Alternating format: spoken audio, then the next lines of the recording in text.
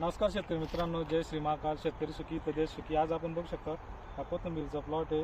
Ramshej variety आहे. जवळपास 35 दिवसाचा प्लॉट आहे हा. तर आपण बघू शकता का या प्लॉटमध्ये खूप आपल्याला माहिती आहे का खूप पाऊस होता आणि 35 दिवस या प्लॉटला होता आहे. ती 4 दिवसापूर्वी ती साईडची 500 मिली मॅग्नेशियम सल्फेट 500 आणि खालून थोडी वाढ कमी होत होती. तर आपण कॅल्शियम नायट्रेट 5 किलो आणि मिक्स 2 लिटर दिले. तर आपण बघू शकता कशा पद्धतीने प्लॉटचं पूर्ण नियोजन झालेलं आहे खूप असं. आणि हा प्लॉट तर आपण बघू शकता शेतकरी मित्रांनो, इथं पहिला प्लॉट आपण घेतलेला होता कोथिंबीरीचाच होता आणि त्याच्यामध्ये गॅप 7-8 दिवस देऊन परत आपण सेकंड प्लॉट परत तिथंच तयार केलेला आहे. त्याच जागावरती दुसरा प्लॉट लगेच कोथिंबीरीचा केलेला आहे त्यांनी. तर अशा पद्धतीने प्लॉटचं नियोजन झालं आहे.